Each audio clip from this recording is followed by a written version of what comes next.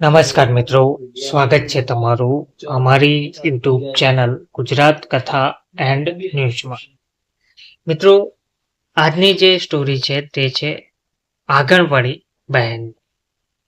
વિષય છે એક પરિપત્ર અને એક સ્ત્રીની આખી જિંદગી. સવારના 4:35 થઈ રહી હતી. ગામના કૂતરા પણ હજુ સૂતા હતા, પરંતુ એક આંગણવાડી બહેન, જેમની આંખ ખુલી ગઈ હતી, એમણે ઘડિયાળ પણ જોઈ ન હતી. તેમને તેમના શરીરે જ સમય કહી દેતું હતું. પાપડ ખોલતા જ પહેલો વિચાર આવ્યો, આજે પ્રિયાનો વજન લેવાનો છે. ગઈ વખતે તેનું વજન ઓછું આવ્યું હતું. આંગણવાડી બહેન ધીમેથી પલંગ પરથી ઉઠે છે. માટીની જમીન ઠંડી હતી. ચૂલો સળગાવ્યો, ચા ચઢી, ભાખરી બનાવી. સાસુની ઉઘાડી શ્વાસની અવાજ વચ્ચે એ દવા હાથમાં લઈ ગઈ. માં, દવા લઈ લેજો. આંગણવાડીમાં જતા પહેલા પોતાની માં જેવી સાસુની સંભાળ તેમણે લીધી. ઘર અને જવાબદારી. પતિ ઉઠ્યા. આટલી વહેલી ક્યાં જાય છે? તેવો સવાલ કર્યો. ત્યારે આંગણવાડી બહેને હસીને કહ્યું, મારું ઓફિસ તો સુરતથી વહેલું ખુલી જાય છે. પતિએ કંઈ કહ્યું નહીં. તે પણ જાણતા હતા કે આંગણવાડી બહેન રોકાય એવા નથી.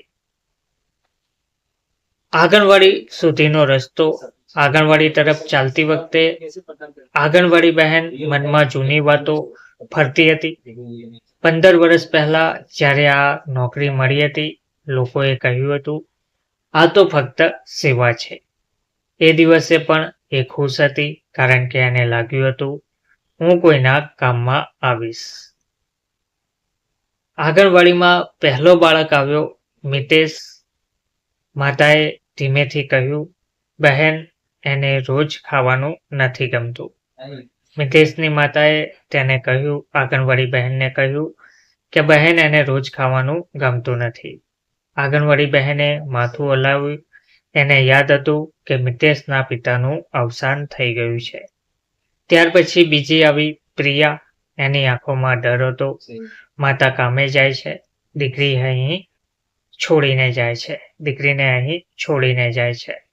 આંગણવાડી બહેને તે દીકરીને ખોળામાં લીધી અને બોલી, હું છું ને. આ જ સમયે આશા વર્કર બેન જે રસ્તે હતી. હવે બીજી વાત આવે છે આશા વર્કર બહેનની, જે પણ રસ્તે જતા હતા. એક ઘરમાં તે ગયા. બહેન, તમારું બ્લડ પ્રેશર વધારે છે. મહિલા બોલી, હોસ્પિટલ જઈશું પછી. ત્યારે આશા વર્કર બહેને કડક થઈને કહ્યું, આજે જ, પછી નહીં. એટલે કે અત્યારે જ જાઓ, પછી નહીં. કારણ કે આશા વર્કર બહેન જાણતા હતા કે આ પછી ઘણી વખત ક્યારેય બની જાય છે. એટલે કે આ બીમારી નાની સમજીને આ લોકો હોસ્પિટલ જતા નથી અને પછી એ બીમારી ધીમે ધીમે વધવા લાગે છે. અપમાન જે મનમાં રહી જાય છે. બપોરના રોજ આંગણવાડી બહેન ઓફિસે ગયા. ક્લાર્ક બોલ્યા, તમારું બિલ ફરી અટક્યું છે. તેમજ આંગણવાડી બહેને પૂછ્યું, કેમ? તો તેમણે કહ્યું, ફોર્મમાં એક સહી ખૂટે છે. ત્યારે આંગણવાડી બહેન કંઈ બોલ્યા નહીં, ફક્ત કાગળ પાડી લીધો. બહાર આવીને એમણે દિવાલ તરફ જોયું. શું અમે માણસ નથી? હવે આવે છે પરિપત્ર પહેલાની રાત. એ રાતે ઊંઘ આવી નહીં. દીકરો બોલ્યો, માં, મોબાઈલ લેવો છે. પરંતુ આંગણવાડી બહેન પાસે જવાબ નહોતો. એમણે દિવાલ તરફ મોઢું ફેરવી લીધું. પરિપત્ર વિગતે વર્ણન. હવે આવે છે બીજા દિવસની વાત. બીજે દિવસે ઓફિસમાં ભીડ હતી. સુપરવાઇઝર બોલ્યા, સરકારનો નવો પરિપત્ર આવ્યો છે. કાગળ આગળ વધ્યો. શબ્દો ધીમે ધીમે ચંપાબેનના દિલમાં ઉતરતા ગયા. માનદ વેતન, સન્માન, નિયમિત વ્યવસ્થા, આ પહેલીવાર પોતાનું નામ સરકારના કાગળમાં જોઈ રહ્યા હતા. આ જે પરિપત્ર હતો તે હતો માનદ વેતન વધારાનો, સન્માનમાં વધારાનો અને નિયમિત વ્યવસ્થાનો.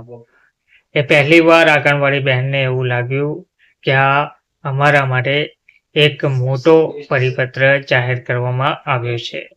તેમણે પહેલીવાર પોતાનું નામ સરકારના કાગળ પર જોઈ રહ્યા હતા. બહેનો દ્વારા શું પ્રતિક્રિયા આપવામાં આવી તો આંગણવાડી બહેનોમાં કોઈ રડી પડ્યા, કોઈ હસતા રહ્યા. એક વૃદ્ધ બહેન બોલ્યા, હવે મરતા પહેલા એવું લાગ્યું કે કંઈક સરકારે કર્યું છે. એ શબ્દે આખું રૂમ શાંત થઈ ગયું. પરિવારમાં પણ બદલાવ. ઘરે જઈને જ્યારે આંગણવાડી બહેને પતિને કાગળ આપ્યો, પતિએ કાગળ વાંચ્યો, ધીમેથી બોલ્યા, તમે સાચા હતા. એ એક વાક્ય 15 વર્ષની થાક ઉતારી દે તેવું હતું.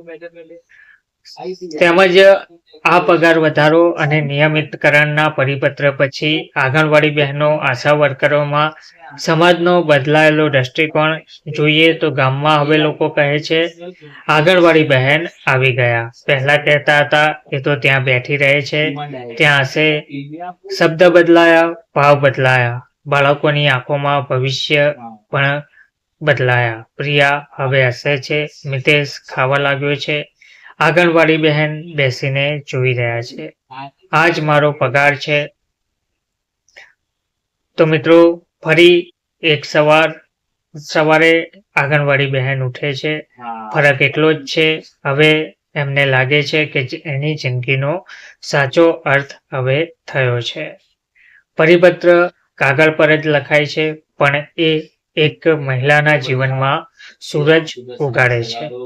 તો મિત્રો, આ આંગણવાડી બહેન, આશા વર્કર બહેનોની પરિપત્રની જે કહાની તમને ગમી હોય તો વિડીયોને જરૂરથી લાઈક કરજો, વિડીયોને વધુને વધુ શેર કરજો અને આવી જ નવી નવી કહાનીઓ અને ન્યૂઝ જાણવા માટે ચેનલને સબસ્ક્રાઇબ જરૂરથી કરજો. ધન્યવાદ.